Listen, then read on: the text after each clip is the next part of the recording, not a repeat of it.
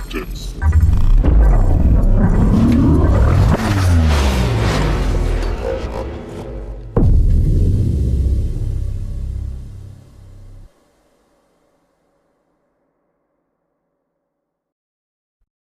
Hey everyone, welcome to the tech capital of the world in Kernersville, North Carolina, here at Coder Foundry HQ. And Kevin, did you see my tweet about the mysterious creature on the sidewalk outside? Mothra. Mothra? I saw it. How big was that thing? I couldn't tell. It looked pretty big. It was like this big. Okay, that's big. It was giant. Like it was dead. It was just was it really? laying there. Yeah. Okay. We get like But it some was decent sized cool butterflies looking in the yard, but never anything that looks like that. I've never seen one that looks like that out here. I'd never seen it before, and someone told me what kind of moth it was, but I didn't. Yeah, I saw. I didn't know the name either. I never heard of it before. We get those the big yellow ones, the big yellow butterflies, and the big white ones out back all the time. We try and plant stuff in the yard out back. This is super boring, by the way, but we plant stuff in the yard out back that like attracts them. Is it like, you know, there's like these specific butterfly trees or bushes, whatever. Butterfly sanctuary. Yeah. So it attracts them. So you get all this like the cat-like function. So, you know. we try and so what are we talking about today? What fun are we having today? So I thought today, there's, if you don't know and you're not in the business of like following Microsoft, this is Build Week. And so they're talking about a lot of things that they're going to be rolling out, specifically .NET 8. So .NET 8, if you don't know, Microsoft releases a new version of .NET every year now. So every 12 months, new innovations, new things are coming out as they're working on it. And they put a lot of previews out all during the year. And that's a really cool thing. Now, it's hard for content creators like us and making courses because we're constantly like updating and changing. Yeah. So, and also too, if you're in the development environment, you know, you're also running apps and building apps. And so while the innovations come at a really 12-month clip, which is really quick, you know, you feel this FOMO pressure to upgrade, constantly upgrade, which I'm sure Microsoft wants you to do, you know, that's kind of cool. But at the same time, that means these frameworks aren't staying static. They're not falling behind. And this is why I've been saying this since this release, since they committed to doing this, that this is going to drive innovation from Microsoft and also drive adoption from the enterprise. Now, the enterprise to me is every company out there that's not in FANG. Right. So, right. You know, so like if you look at Facebook and people have commented, well, Facebook doesn't use .NET. I'm like, I know they built React. They have their own tooling. Twitter has their, whatever they're using, you know, Bootstrap, whatever they're using. Amazon has their stuff that they're building. Google has their stuff that they're building. But the rest of us largely are using .NET in applications. So if you go out there and try to find people jobs, you realize what people are using. And recently, we've seen an uptick in Blazor projects. Several things that we've talked to, people building Blazor things. Now, what I'm going to talk about is just what Blazor is, where do you use it, and where do I think the outlook of this is going, and why did Microsoft build it, and what are they trying to accomplish with this? Did they just build a framework just because they wanted to, or is there some real reasons behind it? I think there's some real reasons behind it, and then we'll get to the very end, like .NET 8 and like what they're going to do with Blazor and .NET 8 and why I think that may change us here at Coder Foundry to teach Blazor, to convert all of our stuff over to Blazor. Right now we're teaching ASP.NET MVC, which is a more common used framework. Right. But with the .NET 8 announcement, it's just a matter of time before people that are building ASP applications are going to move over to building them with Blazor. Okay. And this is what Microsoft wants. So is this kind of your biggest takeaway from Build 2023? Yeah. Is Blazor being the thing? Okay. The thing. Well, I mean, obviously AI and Copilot and all that. I mean, we're not talking about AI and Copilot, because we can talk about that. Yeah. So like that's. They spend a lot of time on that, you know, and like Copilots everywhere, AI everywhere, AI integrated into every single thing they have, including Windows. And Windows and Bing and like Copilots and everything. Yeah. So, which is exciting for business users, but when you talk about coders, I think people are missing the point of like, how's AI going to impact me? And immediately go to, it's going to take my job, therefore I shouldn't learn. Here's the one thing that, and we'll get into Blazor in a second. The one thing that I'm kind of a little bit frustrated with the way the media portrays this is that they keep talking about it's the end of jobs and the end of humanity and all of these like predictions, like the world's going to be over with AI, and they don't understand like how much effort it takes to build apps in and around to make use of AI. And so we're building some things right now, and you've seen some stuff that we're building. Yeah. And to get results out of it requires effort. Oh yeah. And everyone says it's going to get better. It's going to get easier. Yeah. It's like, no, here's the thing that I want people to understand. And this is your goal as a developer, is to build applications. And I'm going to coin this term. I think LLM is more akin to SQL Server than it is to an AGI. And so and the reason I say that is an LLM is a large language model that's running OpenAI and ChatGPT and these things that we see. But really, it's a collection of data that we've put into something, and then we query it. It's just now the query language isn't SQL. It's not structured query language or .NET or some kind of programming language. You can just type English into it. And that's the innovation itself, that we have this English language query tool that we can get it, and then it can come back and send us a result. You can tell it what kind of results you want, which is kind of cool. So where SQL, it would just come back in a very SQL way, and then you had to like take that output and then convert it to a grid or something like that. Whereas the AI, you can say return as JSON or return as HTML. In a very simplistic way, it will give you results. But to make it like cool and usable and all those kind of things, is you've got to get to the API level.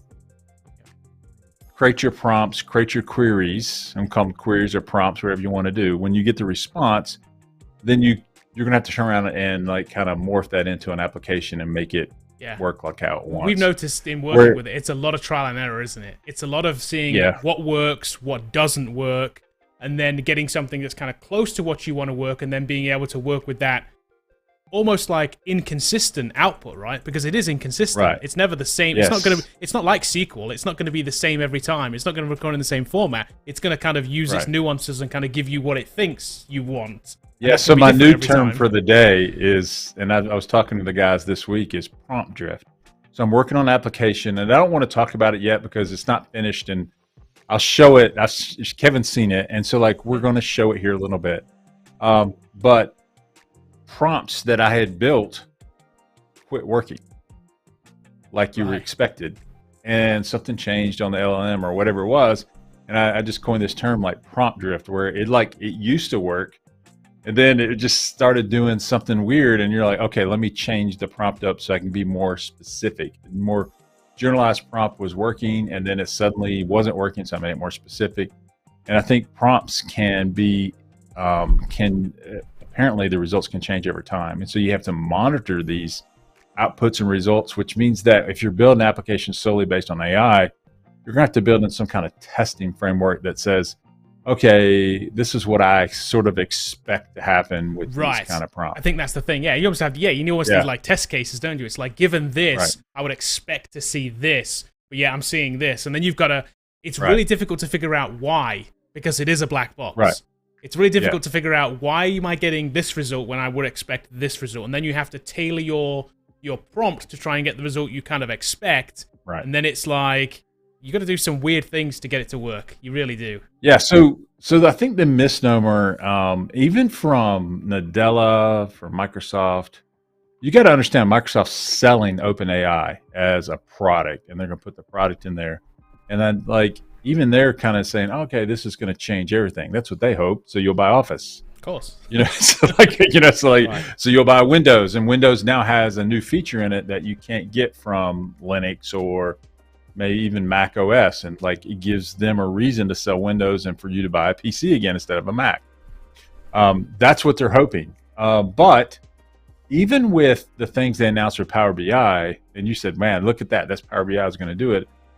What I was thinking was, yeah, but there's a ton of development in and around that's not AI related to make that do what it needs to do. Right. And when you start really looking at the API level, you're like, okay, I'm getting a string of response back. It's up to me as the coder to do something with that. the cool thing is, and what's groundbreaking is, these are types of prompts and responses that you couldn't get out of a SQL database before. Like, like you could build some stuff, but it was very kind of cut and dry what you could send to your relational database, and then what could you get back out of it through joins and SQL and those kind of things. Now I can get way more creativity. Query. Yeah, it's way more creative. It's way more abstract. It's great. Yeah, which leads to bugs. And this is why I think that when people turn their social medias over to AI and say, I'm just going to generate 3,500 prompts and I'm going to schedule these tweets over the next year and a half or whatever it is, over time it starts getting weirder and weirder because you're not like constantly refining kind of what you're sending to it. Yeah. Which is, so building AI applications is going to be a thing. It's going to give us lots of opportunity. What's not changing in the near future is coding. I mean, like, you're going to have to code to build these things. It's not like the one app that ends them all. Like that's how the people are looking at it. And I don't think OpenAI is this great oracle of information that this is the final app.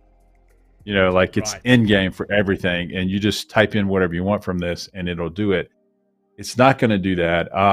There's going to be lots of opportunity for developers to build apps that utilize it. For sure. Yeah, I've said the LLM and the AI isn't the platform. What you build using the LLM and the AI, that's the thing. Think of it more of a database is what I'm thinking of it as it's like. And I know that's a generalization. I'm sure there may be some data science here like, it's not a database, Bobby. You don't understand how it works. And so maybe at a deep level, I don't understand exactly how it generates a response. Hold on, nobody does. OpenAI doesn't even know that. So so that's okay. I'm treating it as a data store, and I know that I can create different LLMs that do things. Now, what's really cool is Apple has now got their LLM running on a phone, which is kind of cool. Right, which we've seen that first iteration through that the speech thing that they're going to push out. The speech thing, an LLM is a speech to text and text to speech. LLM is running on an iPhone device, which tells you these things don't have to be as enormous as OpenAI has or Bard or whatever. And it doesn't have to run in a cloud with, 10 million GPUs from NVIDIA.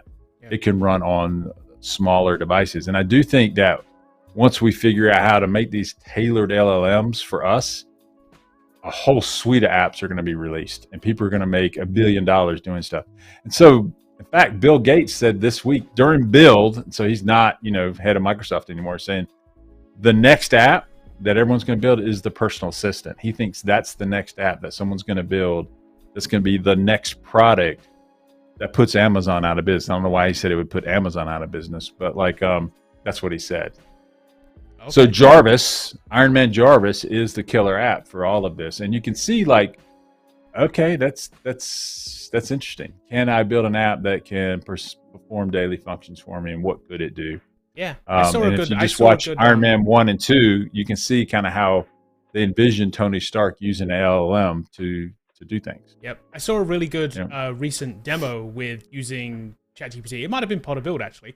I think it was. It's part of the early build where they had it so they're using Bard and they had it put together they went to a website. They said, hey, I want to make this whatever it was, sandwiches or whatever, or this recipe, and it said, hey, what's the ingredients of this recipe, and it showed you the ingredients. And then they said, using a plugin that used Instacart, they said, hey, now give me the ingredients in the shopping cart. And it basically added everything to the shopping cart in Instacart form. There was one-click buy delivery. That's pretty impressive. Mm-hmm. That's very much virtual assistant-like area, isn't it? Right. Yeah.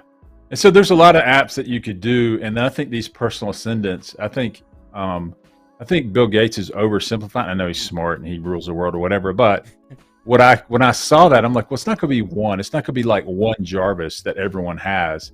I think you'll have personal assistants that are tailored to the things that you need done. So like if you're a stay-at-home person, mom or dad or whatever it is, and you don't want to shop and you don't want to do these things, you can program it to say, okay, let's search, prepare the shopping list for me, Instacart it and bring it to my house, or set it to Walmart and I'll go pick it up later. And then it does all of those things by integrating with the web. I think those are types of things that it can do really well, right. Summarize the news for you, those kind of things. AI could do some things like that. So I think a lot of these personal assistants will come in where it can help you do things. And then there'll be some more complex ones where you're the CEO of a company and you got 10,000 meetings. Will a personal assistant replace your human? I kind of doubt it, but like maybe. Let's just have less meetings. That's the last thing. Yeah, less meetings, that kind of stuff.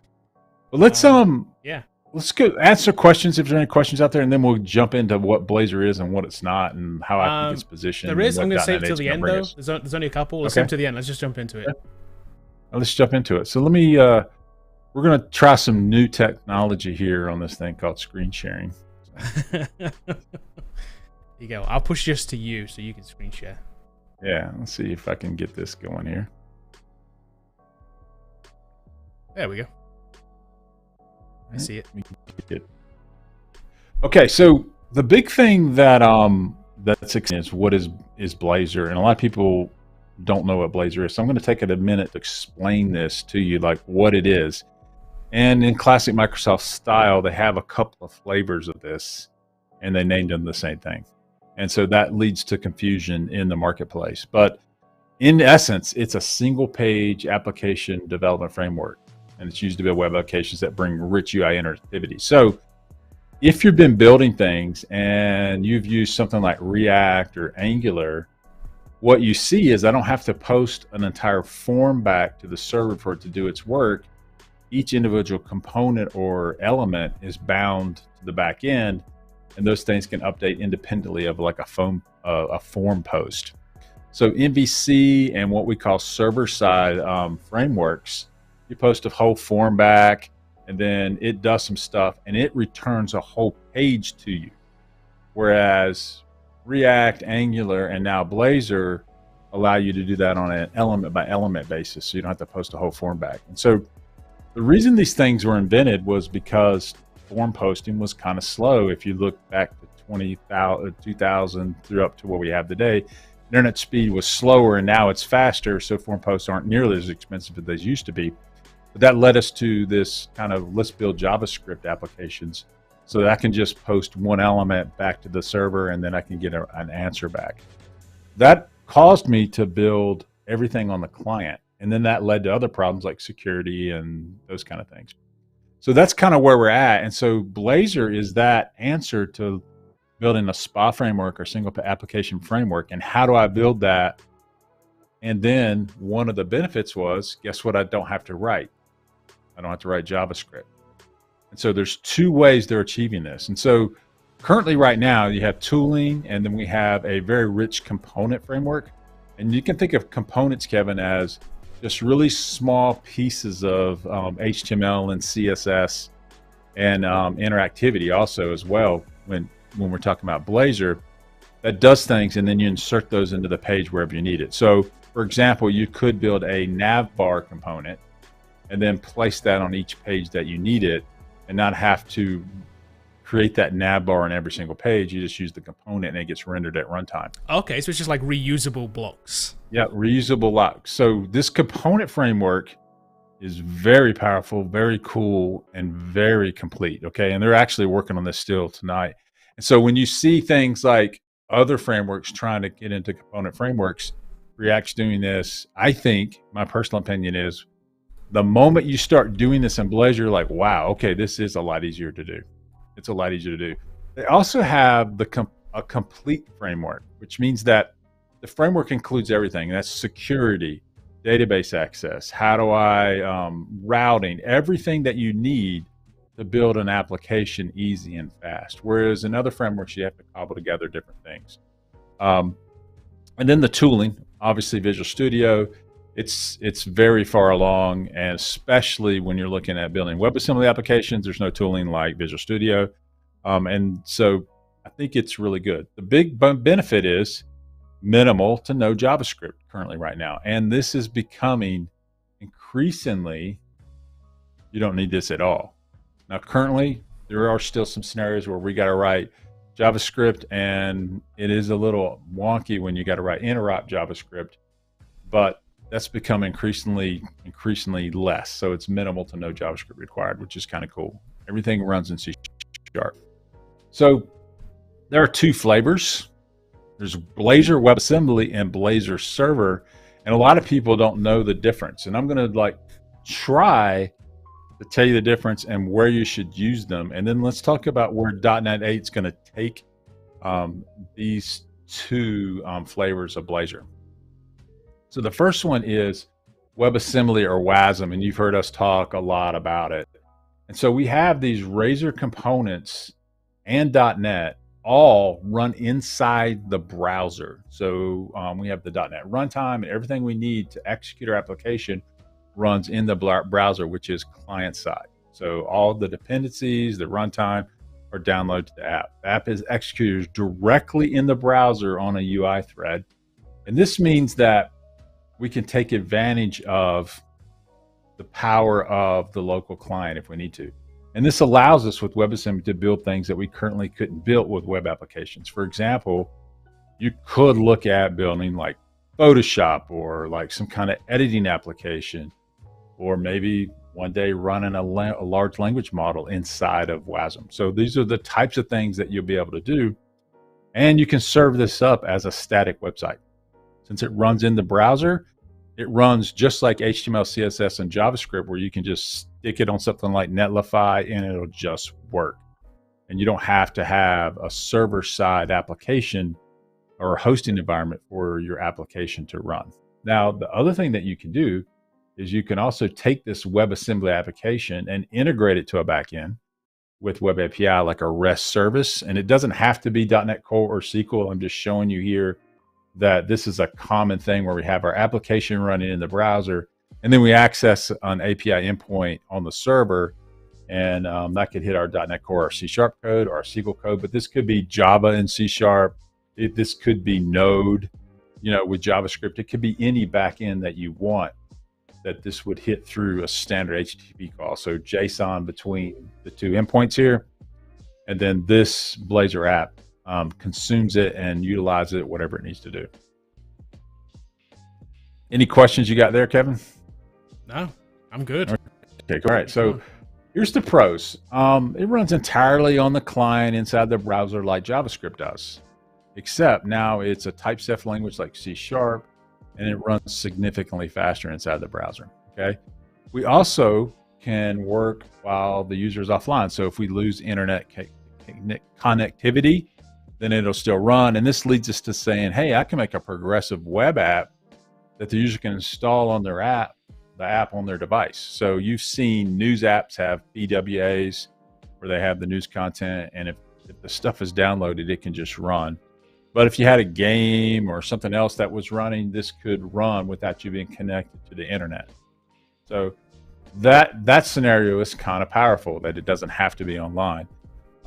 It can take advantage of the client's hardware, which means that if we're editing video or run a Photoshop or something like that, we can look at the client's CPU, its memory, and we can utilize that to make our app run faster. Okay.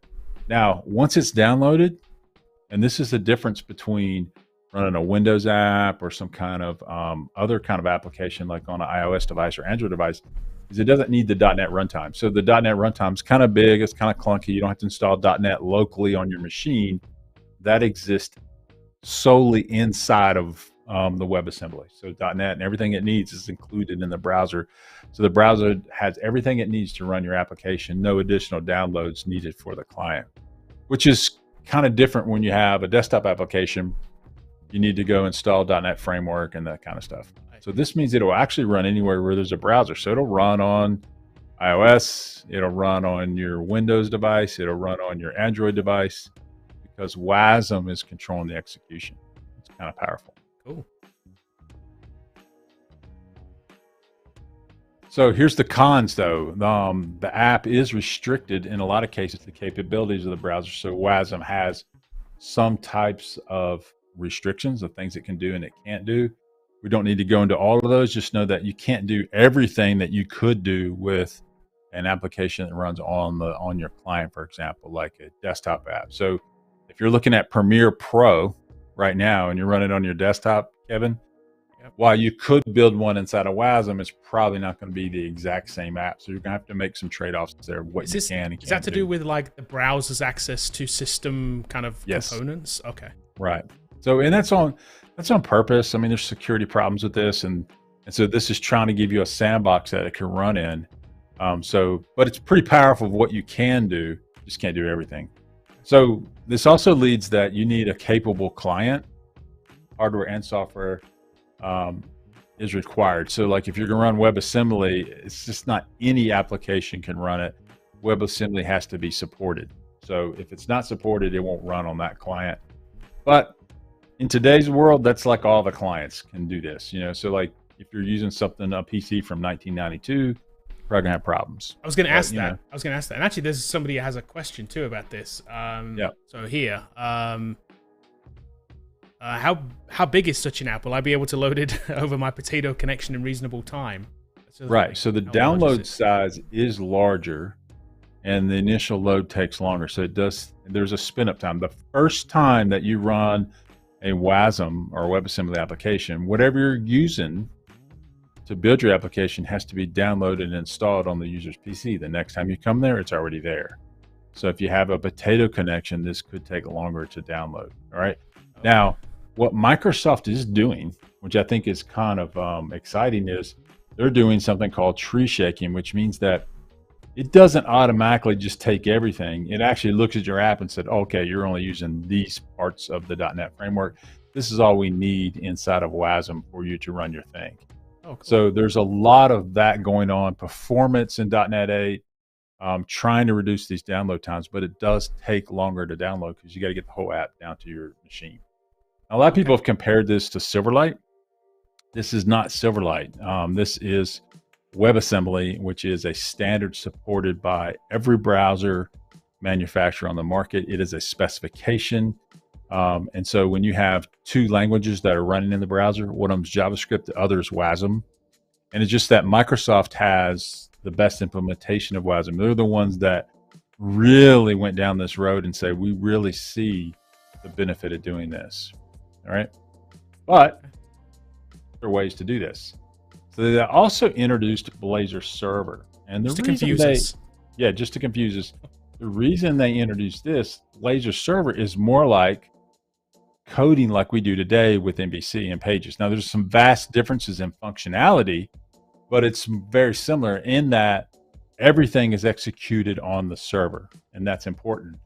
So we can have security. And so all your components are executed on the server, and then that component is returned as a fully rendered web page to you. What's cool about Blazor Server is they're using this thing called SignalR, which is the web sockets, and that individual components and elements on the page are updated back and forth from our ASP app. So we can detect, like, the best example I can say, let's say you're running a blog site and you have a comment page under here. Blazor Server can see if there's new comments and go grab those without having to refresh the page, just like you would from a JavaScript or something like that. So the page doesn't flash or get posted. It's just out there monitoring if there's been changes, and then it shows those changes on the page. So each of your components are bound through these connections, and they're called circuits. That's what they call them. And so you have two-way binding and one-way binding. Two-way binding means the server can update, and then the client can also send updates down. So that's what two-way binding is. All of these scenarios are supported. It's pretty powerful. When people talk about Blazor, this is kind of where the market's going. People are building Blazor Server applications because the way you build them is exactly the way you build like an MVC app. It's very similar in that regard, in that if I make a service, I just call it directly, and then everything else is handled for me. I don't have to worry about all of these SignalR hubs and that kind of stuff. It just handles how the updates happen. And it's very magical in how it works, but pretty powerful. And a lot of people are doing this, Blazor Server, probably more so than WebAssembly now because of the download time. Okay. And Blazor Server, everything runs in security. So let's just give you the pros of this. So the download size is smaller than WASM, absolute faster, which just means that what downloads is your HTML and your CSS, just like you would any normal application, and that's really quick in today's world. So there's no like downloading the entire .NET framework into my client or anything like that. And so also, because the app runs on the server, it takes full advantage of everything in .NET, whereas Blazor, there is a subset of .NET that runs inside of WebAssembly. You can't do everything. This, you can do everything. So all the .NET Core APIs are available to you on the server. And then the C# code base, including the app's component code, isn't served to the client, which means that in a standard JavaScript application, your entire code base is on the client for the client to download. And that's a problem. That's a security risk, and those are problems. This isn't that way. This is giving you rendered HTML back to you, and you just consume it, but there's no code that the end user can go look at and download, like from the browser. And that gives you security, performance, a lot of things that happen because we want this to run server side. And a lot of times you're seeing in the market right now, even with React and Angular, is like, I need to have this hybrid approach where I have some stuff on the front end, but I need a server back component for security, hiding my API key or something like that. So the cons are is that there's a higher latency that usually exists. So when this first came out, there was a performance problem with this because you have all of these connections for all these binds, and it can be very noisy over the network. And so there's a higher latency involved because each interaction requires you to go out to the network, go to the server, and see what's going on. This works like any other traditional web application that you can build, that if you're not connected to the server, the app doesn't work. So if you have no internet connection, you can't bring the web application back. I don't know if this is a con. That's just how websites work. Right.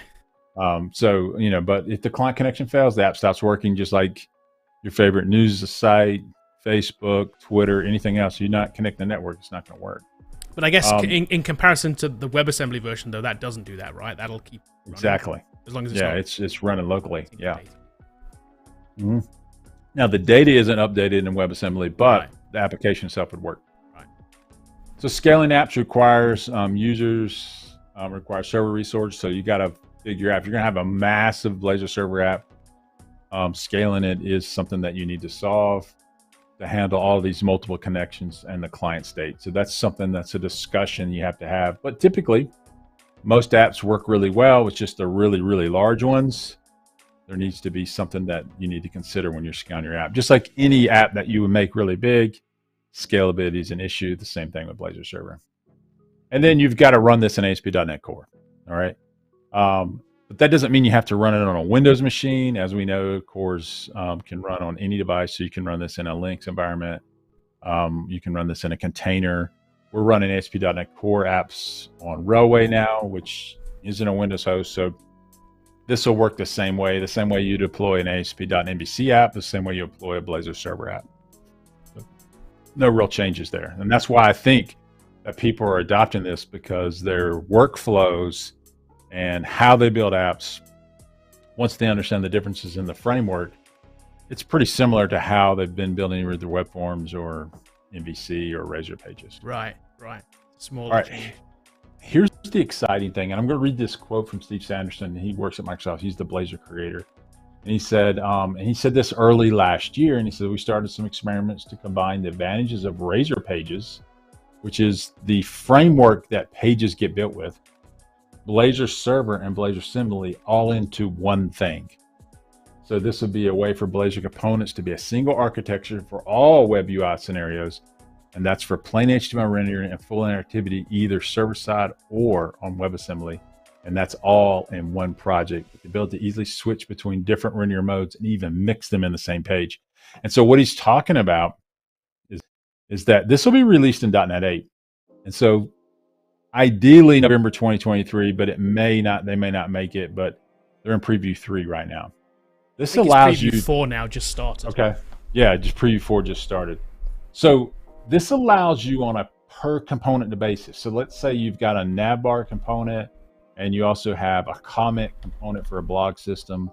And then you have some other component, maybe a tag component that shows the tags. All right. You could, on a component basis, to tell it where it needs to run, even at runtime. And so like you can say, all right, I want this to run in WASM. I want this to run and render on the server. Or at runtime, I want to detect some things, and then I want to decide how I want to execute this. All in the same project without you having to change how you code it. You don't have to pick one or the other. This is cool. No, it's Blazor United. Now, ideally, when I saw their presentation on this, the Blazor United is the working name. All right, this is the thing they called it internally. I think, what will they call it at the end of it? Probably just Blazor, and this is how it works. And you decide whether you want this to run on the server side or client side. All in one framework for all scenarios, all existing in the same project. And I didn't put this on the slide. It won't have JavaScript in it. So more and more, you're not going to have to write JavaScript to get this interactivity. They're trying to eliminate the need for JavaScript in these types of applications.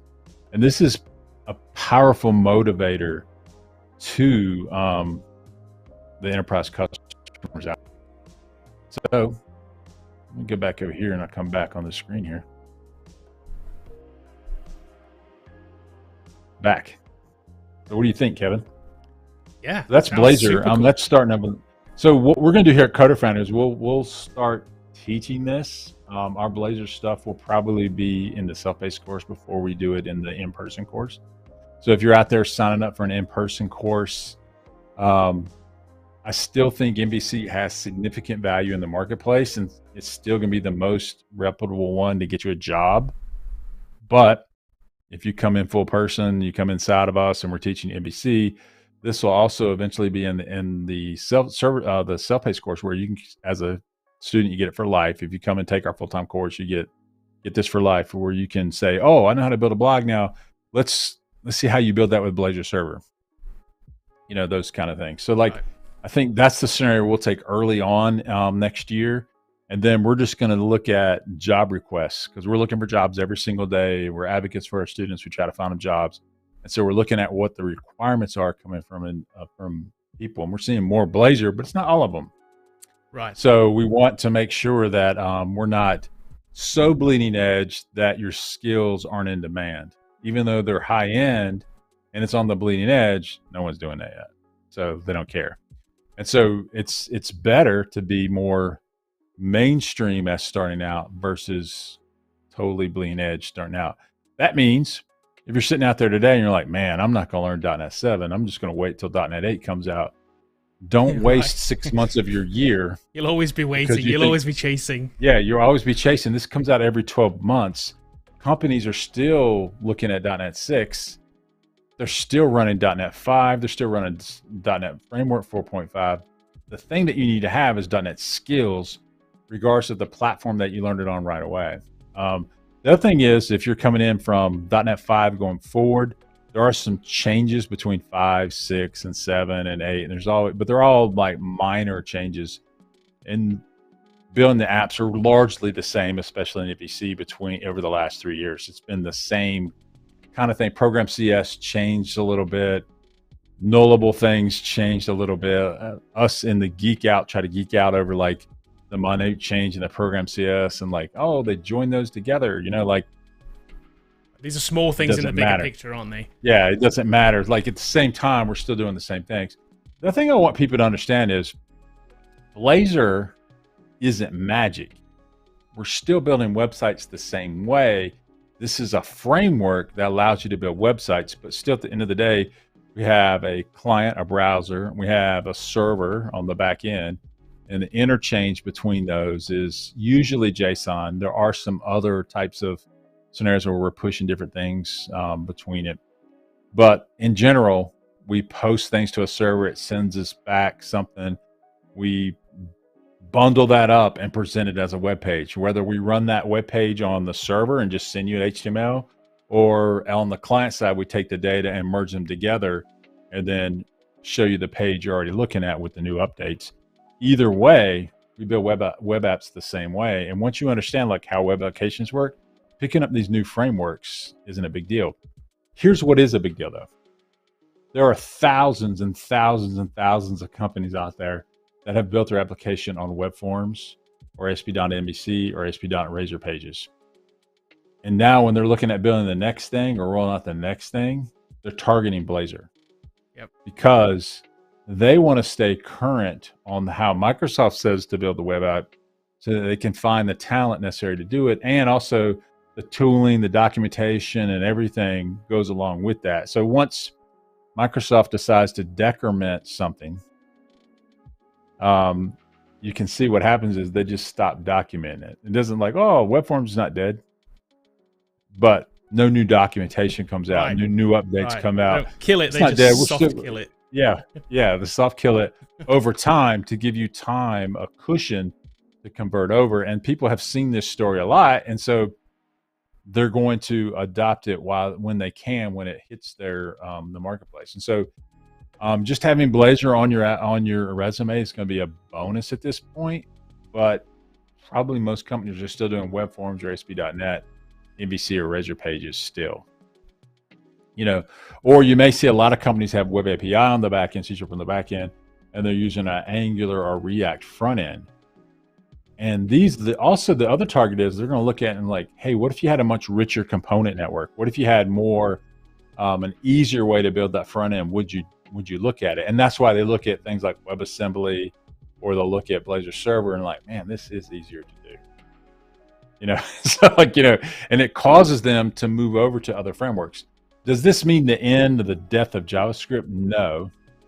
But if you don't think it's going to reduce the need for JavaScript on the C# side, you just have to go start up the client, start up a project, and just look at it, and you're like, wow, okay, that's different. I would have to write a lot of JavaScript to do that. And this thing, you just declare a variable in the code section, reference the variable in the HTML section, and it's magic bound. And those things keep up with the updates. It's kind of cool. So that's the power of it. And then when you wrap in the complete framework in and around the whole ecosystem, it just makes your life so much easier as a developer. And that's why enterprise companies will adopt it. And it's going to be next year when they do it, because Blazor 8 will be seen as, okay, this thing's ready for prime time now. It's in its third or fourth or fifth release, whatever they're going to call it. This thing's more stable. Yeah, I think this combining of the two is the thing that people are kind of like, is going to push people into using it. Yeah. Versus, how do I make the decision? What's best? And now you've got to make the decision on an app by app basis. Now you can make it on a component function basis. By function basis. Yeah, exactly. Yeah. So it's kind of cool. So the other thing that I've seen recently is the ecosystem of building things in and around Blazor. So now there's Blazor Bootstrap. Someone has taken all of Bootstrap and added in a grid and added in charting. And then those are now native components that run inside of Blazor. So you can install Blazor Bootstrap into your application, and you can just use those components like you would Bootstrap components. It's really cool. And you don't have to like wire everything up. So it's pretty neat. And then if you have some problems like executing things from, like if you had an accordion, and that's normally with Bootstrap, you can access that via JavaScript. With Blazor, you don't want to do that. You don't want to do interrupt and try to do all that stuff. They've wrapped all of those components and all the interactivity inside a component, and you can just with C# get your open, your close, those types of things within like an accordion. So it's pretty powerful that the component community is now building things for Blazor, which tells you they think there's money to be made here, because a lot of people are going to adopt this. So Blazor grid components, really cool. That's brand new, so that's kind of neat. So there's a lot of component libraries that are coming out. So you have all the building blocks you need to build an app, and you don't have to reinvent the wheel.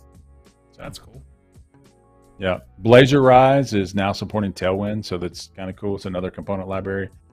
So if you're a Tailwind fan, now there's Blazor Rise, Tailwind type things. So a lot of really unique projects coming out, all open source. A lot of them are free, some of them are paid, but it's a really broad ecosystem. So this means to you as a developer, what does that mean? Have this on your resume, especially if you've been coding for 5 years. Go build a project and show it so that you can apply for that next job, and you're probably going to make a little bit above average because they can't find anybody with Blazor experience. Right. So that's kind of how I look at it. Okay, let's do some comments and questions. All right. We're going to come back to your question, Dylan, but I will get to it. Yep. Let's do. Antoine says, excited about Blazor. I plan on building a SaaS with it. Should. Yeah, I like it. Cool. If username is not just a Microsoft thing, look at USB 3.1, 0.2, Gen 1 device. Yeah. Or buy a USB-C cable. That's not USB 3. Here's the thing, though. Microsoft are like they never get it right. They don't get it right in anything they do. I've yet to think of one thing where they'll be like, well, that's a good name for that. There's even with the latest thing, they've got this Copilot thing going on. It's in 18 different places. They called them all Copilot. So it's like, it's just so confusing. Yeah. Windows Copilot, Video Copilot, Video. They've got this. It's all over the place, and they all mean different things, all in different places. They can't even get the Xbox right. You know, we had Xbox 360 One X, then XS. Then Series X. It's like, come on, man. Like some mom going into a GameStop has no clue what Xbox to buy. Maybe that's by design. I don't know. Yeah. I don't know. But I agree. There's other people that are bad at it too, but Microsoft's particularly bad at it. Yeah, PlayStation just puts a number. There's a number on it. It's the most genius way of doing it ever. Yeah, exactly. It's like, come on, Microsoft. We need a 1, 2. Xbox One came after the X. It's like, oh, you're killing me. And after the 360, it's like, what are you doing?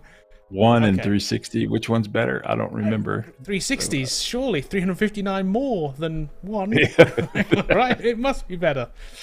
No. Sadly, no. Okay, I could go on about Microsoft's naming convention for days. I need to sort of blog about Microsoft's naming conventions. Prepowered says, I've heard from other developers that setting up Blazor is quicker and simpler compared to using React.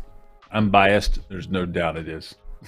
But it is easier too. Like, it's just easier to do. And I'm fully aware of my biases. So like, if you're out there and you're a huge React fan, go for it, dude. Like, you're still going to make money doing React. React's not going to die next week or anything like that. I'm just saying that this is going to be a large portion of the marketplace, just like web forms is and ASP.NET is today. This is the next iteration of that, and Microsoft's going to push that, and the enterprises are going to adopt it because it is better, it is cooler, there's a lot of things about it that are really neat. That doesn't mean that MVC is going to die, because there's tons of MVC applications out there that people are writing. So that's why we're still teaching it here at Coder Foundry. Okay, let's go to Dylan's question now. Thoughts on building a bug tracker with .NET Web API in the back end and React in the front end? I think the bug tracker is the project. How you build it is up to you.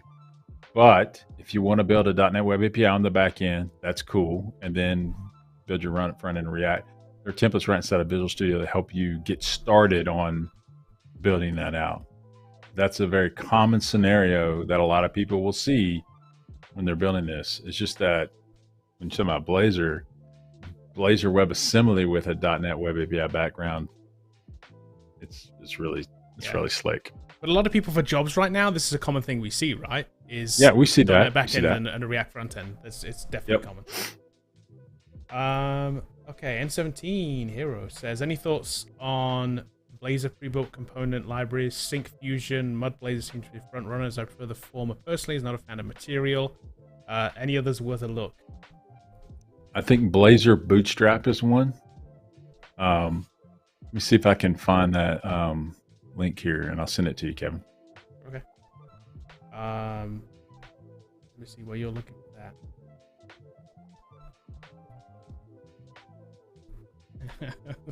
I'm gonna send it to you in Teams. Can I send that to you in Teams? Yeah, you can. Yeah, I'll have it up. This is I remember when the next one after the 360 came out, we're all like, of course it's gonna be called the 720. Yeah, that would be too obvious, wouldn't it? Yeah, way too obvious. Okay, let me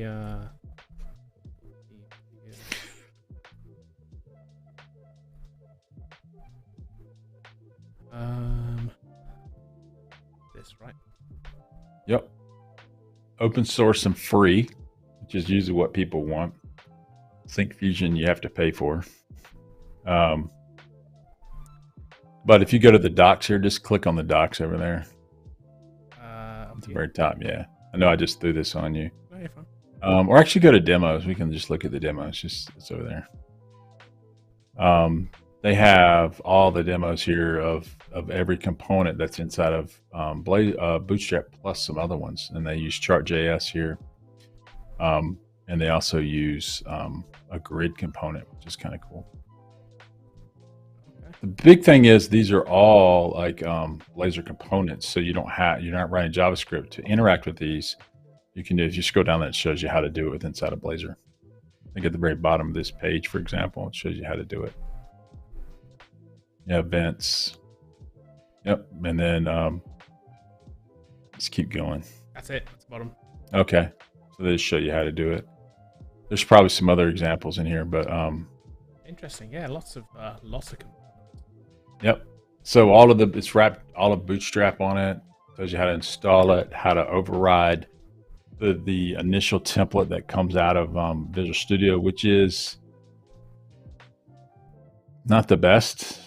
So right.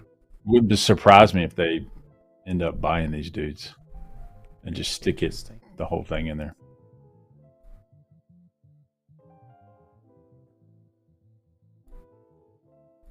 Oh, there are forms on there and everything. Okay, cool. Okay, look at some more. I said thank you, by the way. Okay, cool.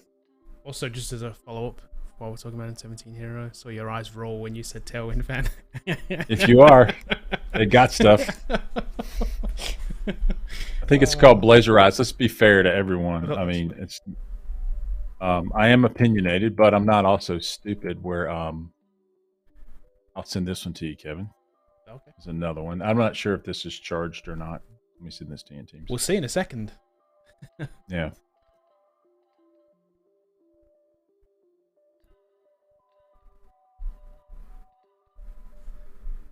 Okay, it is charged. There's pricing.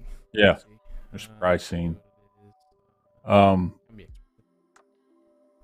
In here, it's support for Tailwind, Bulma, Ant Design Material, Bootstrap.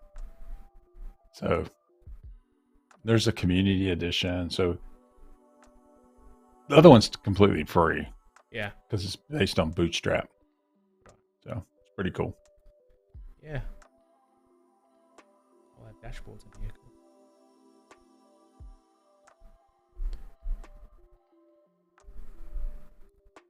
Okay, we've got some questions here. Here you go. So Tolly says, if Microsoft thought ChatGPT would replace coders, would they still spend money on developing dev tools? Nope. And they're not. They're not trying to, and I don't think they can. So here's what people don't understand about AI. If people are looking at, oh, we build a web page from a cocktail napkin. That's not what we do. Like, we've moved way beyond that type of thing now, where the web builders, Squarespace, Wix, are better than what even ChatGPT can do today. It's not even close to the type of things that you can build with ChatGPT only versus what you can get out of a web builder. And let's not even start with, let's start building applications to do this. It's not going to be able to do that. And so a large language model is not the best coder on the planet. And that's because prompts drift over time. They change over time. You can't get what you want out of it every single time in a consistent way. So if you're using it as a code generator, it's going to be wonky. And that's why when people say this, oh, it can generate code. Yes, it can, but you need that code to be stable. Like, you can't like get it to generate certain things like you want from a large language model, because it'll change its approach over time, or it could, what we call prompt drift, where it'll just change what it was doing before and your app breaks suddenly. I also saw a really good point the other day. It was on, I can't remember, it was on Ars Technica's live thing that they did the other day. They were talking about coders, and they had a security expert on there, a lady, and I forget her name off the top of my head, but one of her big concerns around AI generated code was security. He says basically it's been fed all of GitHub, right? Most good, of the bad, code or indifferent. Exactly. Most of the code on GitHub is insecure. She's like, technically this thing writes very, very insecure code. If you it has no sway towards being secure at all. It's just does it work? Understand what security is. It doesn't know. Yeah. It's just does it perform the thing? Is it the dancing monkey thing? Is that all that? Right. That's it. Does it do that? Anything past that, it doesn't really matter. So he's worried about it, the security side of it. That makes sense. Yeah. So totally, I think our jobs are safe for the next 10 years. And so when I see people, I try to combat this. And here's how I look at this. let's say that I'm wrong. Like in 10 years from now, the end of humanity takes place. What's our alternative? We can't sit here in a room and not skill up because of something that might happen. The only thing we can do today is look at the way the world exists today and skill up appropriately so that we're the most competitive when these changes happen. Every single invention that's come across in human history has led to more opportunities for people. We have, if you look at us from human history, from where we were hunter-gatherers all the way up today, we're not going to turn into hunter-gatherers because AI gets released. I mean, like, that's just not going to happen. Like, and think of things like the car invention, how that upset society. I'm sure there the Luddites were upset over factories, and that was going to end the world. And then we can't do that. We transitioned over to a service economy pretty quickly since 2000, since the invention of the web, where we did more service-oriented things and less factory-type things. And that's been a net boom for everyone around the world. So I think this will be a net boom as well. Will some jobs get replaced? Yeah. Will be new jobs get created? 100%. Like, because we'll have new ways of doing things. And this is what happens in society. Like, oh, we can do that. What about this? And you're like, well, I'd have to build that. Can you do that? And so that's what happens. And so, like, we start advancing on top of it. So the car displaced blacksmiths. And now we have lots more mechanics that didn't exist before that happened. And people would thought that they wouldn't need a mechanic to a car, but these things still to this day break a lot. So those things increase jobs and opportunities and things for people, and not less than that. There's no way we can convert to a 100% consumer society that does nothing, and then the robots come and feed us and clothe us and take care of us. That's just not going to happen. The amount of invention required for that is just, it's too much to think about. And then the new things that we want to do will also increase too. So coding will always be doing the cutting edge things where I've got to build this thing, I've got to do that. That's where the money's going to be made. That's where people are going to make money in. And then more and more like kind of black box apps could be created that do certain things, but there's still, even if no matter how much AI we put into Power BI that generates reports for a CEO somewhere that doesn't understand technology, he'll see that report and want 20 other features that it can't do. Right. Always. Yeah. No matter what, they're going to want to increase the scope of the application. And while we may get more types of applications out of things like that do more, but once it does more, they'll want it to do more. And so right now, their do more is based on like what it can do today, which may be limited in their eyes, and they don't want to do that. But you give them everything they want today, 20 new features will come out of it and say, well, can it do this? Can it do that? Can it do that? Can it order me coffee? Yep. What's next? What else can it do? And I think that's where innovation will drive not only jobs and opportunities for developers, but for companies and startups. And there's going to be a gazillion startups that come out of this AI wave. And 10 of them are going to hit. That'll be the next big company. So, and then you're like, why didn't I learn how to code 10 years ago? I'm just going to spend my next 10 years digging my Luddite hole. Just sitting in it. I'll be ready. Exactly. I'll be ready when it happens. Yeah, exactly. Yep. I'm digging a well right now so I can have my own water. So I don't know how much we want to talk about this, but a couple things. Yeah. We want to talk about it a little bit, but not a lot. I'm excited for Blazor course. And then Eric wants to know, do we have an update on the Blazor course? So Kevin's seen what I'm building, and we'll see. It's going to be out there hopefully this year for sure, maybe sooner rather than later. Yeah. I don't want to put a date on it, but it's soon. Yeah. Soon. Yeah, we've built the applications. Yeah. So we built them. And it's One cool. of them is, it's cool. It's cool. One of them that's totally built in production that we're using is Blazor Blog. We just got to record videos for that. It'll be 100 hours of recording. It takes a long time to do it. And that'll be built in Blazor server. I also have a Blazor WebAssembly app that I want to talk about that Kevin's seen that will be really cool. Hopefully soon. But yeah, we're gonna have stuff out there. I'm having fun playing with it. So yeah, it's fun. It's a super cool portfolio app. Then I'm like, it's gonna make the person that, like, when you go for an interview or you give your portfolio to somebody, it's gonna be the app they click on. It's gonna be the app they mess with. I guarantee it, because it's just fun. What we're going for is we want the reaction from the person when they're interviewing. They're gonna go, "What?" that's what we want. We want the what? Yeah. No, get out of here, man! Like it does that. Yeah. And it's cool. Slick. It's very cool. Yeah. We'll have some announcements about that soon. Kevin wants me to not pre-announce stuff because of vaporware, and I get it. So sometimes I get distracted and not finish stuff. But like, and then, and then we don't release it, and then you guys yell at us. So but it is coming. This is definitely coming. This is definitely coming. Just to tell you how important I think it is, Eric. I think it's important for you as self-paced members. I think it's real important for all of our in-person people that have been in the course and they've been working for 2 years. I need them to get their skills up to date. So I want to deliver on that promise. It's the next thing that we're going to release before we release anything else will be in Blazor. That's the next thing that'll come in the self-paced course for sure. Definitely. Just to Lucas is here. So hey, Lucas, how's it going? What's up, Lucas? Haven't seen you here in a while. I wish you've been busy. Okay, but thanks for stopping by. We appreciate it. Yeah. Let's see. Let's talk about this real quick as kind of a last thing here. Troy wants to know. Actually, I've got another one after this too from Quantum. I see your message too. Will you guys show an alternative to Railway such as Azure? Azure experience will also help you land a job and widely used. I agree. We could do that. Here's our We've done problem. it in the past, haven't we?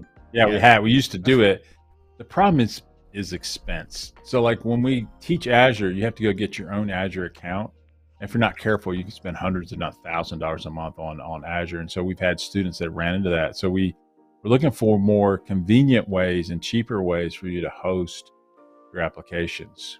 But I would tell you this, if you look at our Railway docs, I mean, it's not too much different to get the thing working up in Azure, but maybe that's something we'll take on and try to do. But it just means that there are free credits out there for Azure, but like it's just kind of minefield, isn't it? It's like it's not quite their free account's not quite not free. Everything's free though. Yeah. Like you'll have 1,000 credits or whatever, but everything you can do those credits aren't applied to that specifically in and around SQL. So the moment you spin up SQL, it starts costing you money. And I'm just trying to find an inexpensive way for you to host your portfolio app so you can get hired. And then if you want to take an Azure course, go for it. I do think it's definitely something good to have. So maybe that's something that we need to address and show people how to do it. But I just don't want complaints like, man, my Azure bill is $700. Can you refund my money, Bobby? I'm like, right. No. Like, yeah, exactly. Sorry. Like, because it happened before with students. We've had to basically call up Microsoft and be like, hey, this is Bobby from Foundry. One of my students did this again. Like, come on, man. They're just a student. You can't charge them. And they have reversed the charge. They have, so but you ultimately, I just don't want them to have that. I'd rather them have with Railway where we can host the whole applications for $5 to $6 a month versus, $700. Right. Talk about one last thing then. The company I work for, actually just a comment here. Quantum says company I work for is using Blazor for internal tools and also started to use Blazor for client projects also. Yep, We've seen there that you go. With other places too, haven't we? Yep, that's what we're seeing. Yep, definitely. And hey, look, Ryan says great thumbnail today, by the way. Thanks, Ryan. That was all my handiwork. It's actually didn't see the thumbnail. What's the thumbnail look like? Straight from Midjourney. Oh, really? I used, So here's what I did. I'll tell you. I'll give you a little insight. I used I'll tell you what prompt I gave it, because I was like, I'm going to give it an abstract prompt today. I'm going to ask it to do something that is explosive. Look at that. So I asked it to do something very abstract today. So Midjourney will create an image based on anything you give it, right? It's kind of interesting. It'll kind of like try to interpret what you asked of it. So I basically just gave it the singular prompt of Microsoft.NET developers.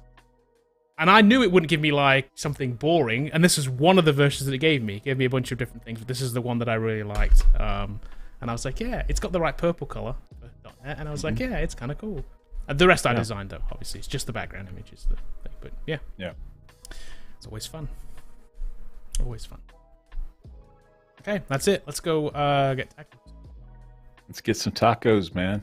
That time. Also, by the way, if you haven't subscribed to the Not Null podcast, those keep coming out. We have another one came out Monday. We recorded one yesterday. We have another one coming out next Monday. Talking about, if you're interested in more just general tech stuff, in addition to developer type news. We don't talk about developer type news a lot on there, although we do dabble in it a little bit. We'll always bring some genius $1 million idea to the table. So yeah, go over there. We have a new co-host too over there, Sarah Kimmel, who's super good, an IT specialist. Has been doing it for a long time. So yeah, it's good. It's fun. We have fun making it, and it's we hope it's fun and interesting for you guys. Yeah. Give us a review on Apple Podcasts. 5 stars. Yes, we're trying to build it up a little bit, so it'd be great if you did. Man. Cool. But hopefully today that you know that these things are changing, the marketplace is changing. I'm hoping today that you get a lot of hope that I still need to learn how to code if that's what you want to do.